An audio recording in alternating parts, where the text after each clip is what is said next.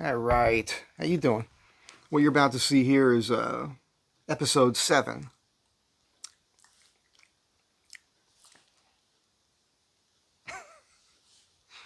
No hair and makeup guy. If I ever get a hair and makeup person, it's going to be a lot easier for him because I'm losing my friggin' hair. All right, so I must be sensitive to it because I've been bringing it up a lot lately. Okay, back to this. Episode 7 of How I Made It, Mike Z Design. I believe this was, Dr. Zach's pad. And this guy, real particular. I did a lot of cool custom work for him in Walnut with a live edge floating top in his bathroom and all that. You'll see it. You're about to see it. Not a super complete picture folder. I'm showing it to you because I was just up in Lake Arrowhead, and some of the things that I did here, and this was 10 years ago, I'm going to be doing a different version of it, but similar, and I want the clients to see this. So this is for you, Greg and Janine. You'll see some of the stuff I did here. And yeah. By the way, for Greg and Janine, I just want to mention that in the little enclave there, where the vanity and the live edge countertop's going to go, we're going to put your basins. I think it's smart to do wall to ceiling tongue and groove. And the reasoning is I should do that up to a point that'll actually support the top. And then from there up. And then we'll do that center thing and a shelf, and then I could put the built-in sort of cabinet with the sliding doors under that, and I'll have that to you pretty soon. The design anyhow. So for the rest of you, stay tuned. You're about to see these pictures. Pretty cool stuff. At the end, I'm not happy. Not happy with something that happened there, and I'll talk to you about it. Keep watching. It's about to get interesting. All right, so once again, you find me here with my super high-tech system here because, I'm so pro. I'm so pro. So this was a top that was purchased. This is a live edge walnut top. The client had already purchased it. I don't recall if I sanded this and finished it. I think he may have had that done already. Again, this was 10 years ago. Very hard for me to remember. And this was just something here, and somebody made a comment this morning on this, which is funny, and it's true. I might have done better if I would have done shallower cuts on this, but you have to remember that what you're seeing here is that this blade bound up while I was trimming the end. Wood is a natural product, and this top was, I believe, was over 2 inches thick. I think it was like 2.5 inches thick or something like that. And while it was flat, and something that thick will remain stable, when you trim it like this, you could get some binding. And so it was a little bit of a hassle for me there in the beginning. Yeah, that's what's happening there. So let me zoom in a hair and try to shrink this screen for you. This might work a little bit better. Forgive me, because, you guys know how it is with me. That might be better. Whoopsie. All right. We'll keep going. Again, this is the slab. Now, there's an imperfection here. You can see that the client wanted to keep. So, again, this guy was very particular. He let me do a few cool things, but he wanted certain things that I was not stoked about. But when clients are that adamant, you have to go with what they want, right? You discuss it with them, and you give your best suggestions. And my suggestions are coming from decades of experience. I know what's right, what's going to work right, what's going to look good. But you just can't always convince your clients of the right thing to do. So that's what's happening. Now here I'm making a template, and you can see that the whole bathroom was gutted. This is a condo in a building over there, and I think kind of like the Silver Lake area. I got a perfect fit, of course. You would expect nothing less from me. Now, he also didn't want to go with a vanity, which later became a little bit of an issue for me because you see the plumbing when it's done. And I explained that to him, but he didn't care. And again, you see this imperfection right here. He wanted to keep that. Could not talk him out of it. Here's a handy dandy Johnny on the spot circle compass.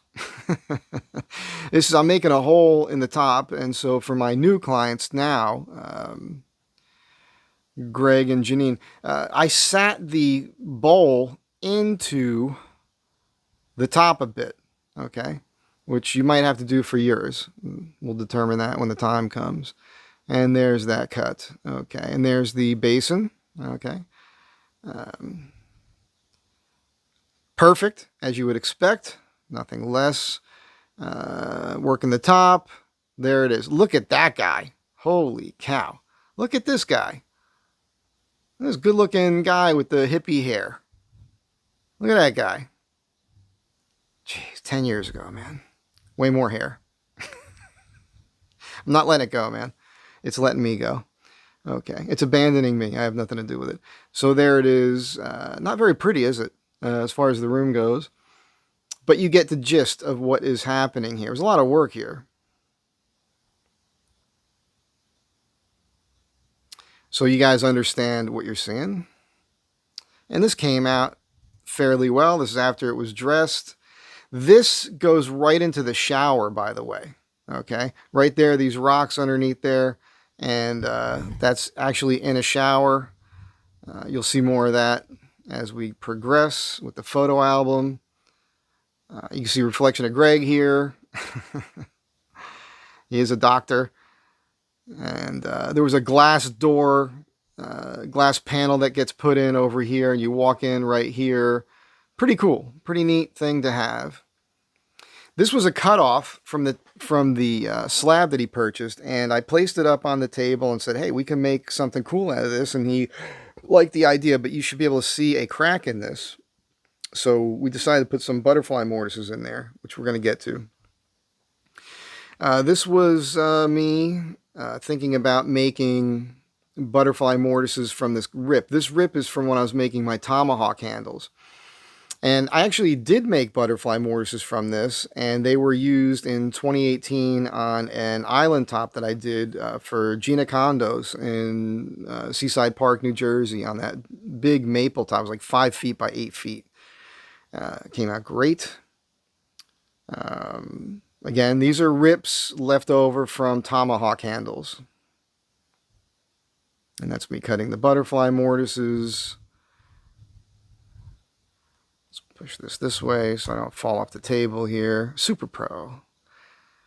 And, you know, I placed these on and I sent him the picture. Was not his thing. Don't blame him. It's not really my thing for this particular piece. So I gave him options. And I think that's what we went with. This is African mahogany here. This is Honduran mahogany. And this is walnut. You see the color difference between genuine mahogany and Honduran mahogany. Also, you're going to see this better when it gets some finish on it.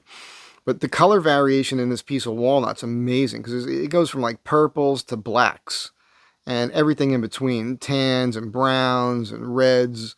Very beautiful piece. And it was basically scrap. It could have been thrown away. So here I am laying out. I've already made the butterfly mortises. My first step is to trace them out with a pencil and then use the chisels to go around the perimeter. And then I'll use a router next. I want to point out these chisels were stolen in a tool tote. And I'd like to get them again. They are available. They come out of Japan. The problem is they're like $80 a piece or more, plus shipping. And it's too much right now. They are called butterfly mortises. I think they call them fan or fishtail chisels or something. I can't recall. And there's the old router. I made that custom base on it. This is the same router Al Pinelli had back in the day. If you guys know Al Pinelli from the Jersey Shore, he used to make all the wheels and laydowns for the boardwalk. I think like the 1960s, 70s, 80s, probably into the 90s. I don't really recall. Learned a lot from Al. And there's the butterfly mortises set in place, looking beautiful. This is the underside. It was a little flimsy on the end, so I made this piece of purple heart here to reinforce that. Pretty cool. Look great if you're on the floor looking up at it. Working the bottom. Nothing special here. You know, again, this is all the writing from the lumber yard on there. Little trick, if you want to fill voids, you like to use crazy glue. And I create some dust with the sander, and I pepper the dust on there, and I rub it in and sand it out. Turns out perfect in the end. You can see it here. So they're the little like bird's eye holes that were in there. I mean, this really is something. This is without any finish on it whatsoever. You can just see all that swirl. Just beautiful. And this is wet, so this is just wet down with water. Something, it's a step that you should be doing. I don't know if you're doing it or not, but you should be doing it because it raises the grain. So you want to raise the grain and you want to sand it again, and you want to do that before you apply finish. This way, after your first finish coat, you don't end up with that sandpaper feel to it because the grain won't raise anymore because you've already done that step with water. I believe this is the first coat of finish.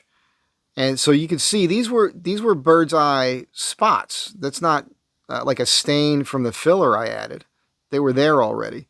And I just filled the little centers because there were tiny little holes there.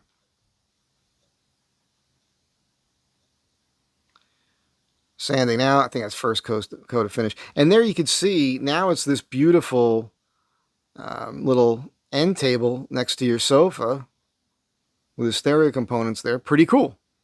And again, that was just scrap. Could have been thrown away. Let's get on with it.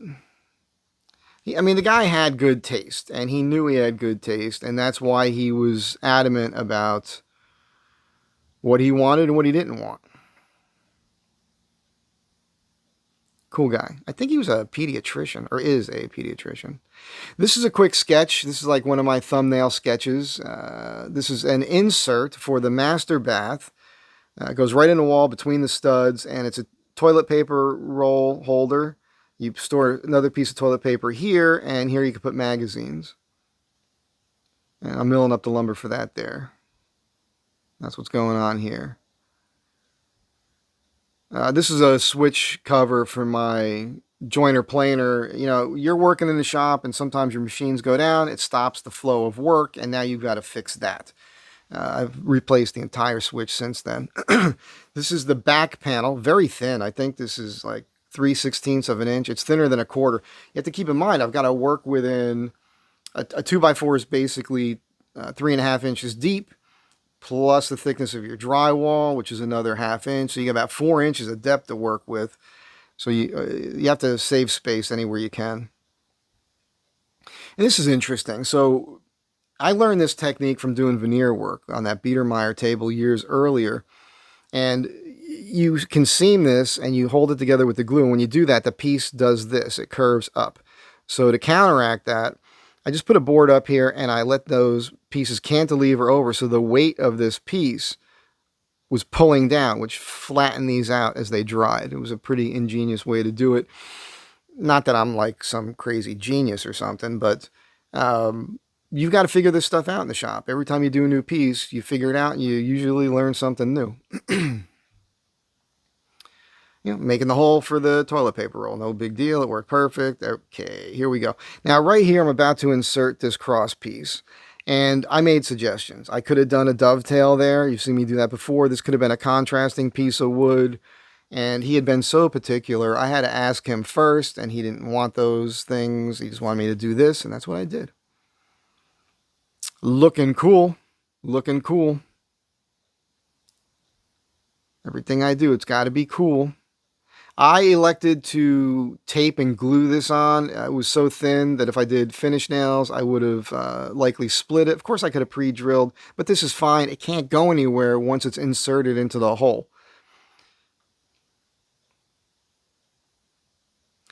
Here I'm removing the trim, so this is going in. There's like this narrow hallway, and we're coming into the master bath, and I had to remove all of these jambs here because we were no longer going with a swinging door. We were going to go with a barn door. Another point of interest for Greg and Janine. In this case, it wasn't going to be a regular door or even a door I was making. It was going to be, and you'll see this, it was a piece of glass. He went with a piece of frosted tempered glass.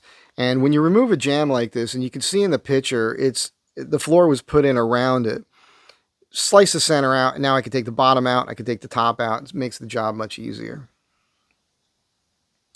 There, that is inserted. You can also see here he has a bidet attached to his toilet. Something I think the new clients are going to do as well. Here's where I discovered that the drywall came down further than this 2x. and it was just nailed through the drywall to the sides of it. There was barely anything holding it in place. And then this happens from time to time, right? With paint and everything else, it just peels away because the people who did it didn't sand and prime properly. If you have, by the way, if you have a paint on your wall and it's a semi-gloss, you've got to treat that. Score it with a chemical, and then use a very good primer. It's a whole process. And if you don't do that, down the road, when you pull something off, this is the sort of thing that can happen. And this adds a ton of work to the project because now you've got to make this flat, right? You guys know I'm very good at that, so... but it added time. I had 3/16 of an inch, almost 1/4 of an inch of just compound and maybe wallpaper in the past, and tons of paint that I didn't expect that caused some issues for me. When I put solid wood pieces in and it's going to be, cleared, I prefer to spin the nails in. So those are finished nails with a little spinner thing. I got turned on to that tool back in the 1980s when I was installing kitchen cabinets and trim, and I was using a lot of oak. So if you spin the nail in, it won't split things. The other thing is if you use a nail gun, sometimes the nails do squirrely things. Nail guns can leave like an impression. This leaves the nail protruding just a bit. You finish it off with a hammer and a nail set. It's a neater way to go. A little more time, but it's more professional. Okay, now this is the hallway, obviously looking into the shower. You can see the shower doors are now in. The floor is in. It's looking very neat. You'll see some dark patches there. That's just filler. It later got sanded. He had a guy come in to do the finish. Let's see, actually, let's go to the next picture, I think maybe. Yeah, so you can see that gets sanded out. Right there. It doesn't look like that when it's done. This is a way I like to do trim. If the client is okay with it, I think it looks better. You can miter this. That's very standard. A lot of people can't get the miters right. The walls move over time. There's shrinkage and everything else. And sometimes those miters can open up. Of course, if you're doing it right, you should use some glue. You should glue the miter and you should nail it and do all these things. But you can do this. This is perfectly acceptable. I think it looks better. I like to let it hang past the end here. And oftentimes I like to make this top horizontal piece thicker than this vertical piece. So I create a shadow line right here. It's just a neat little extra step.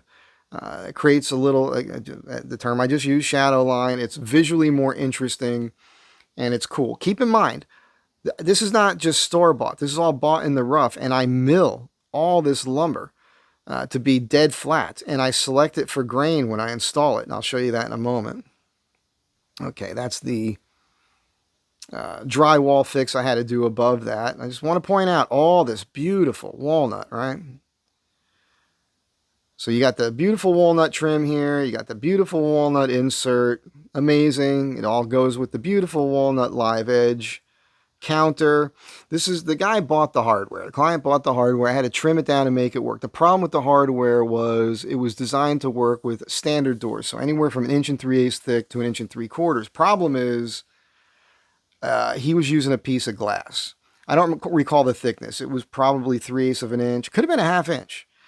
So I had to make pads to go between this hardware here and the actual glass. You'll see that towards the end here.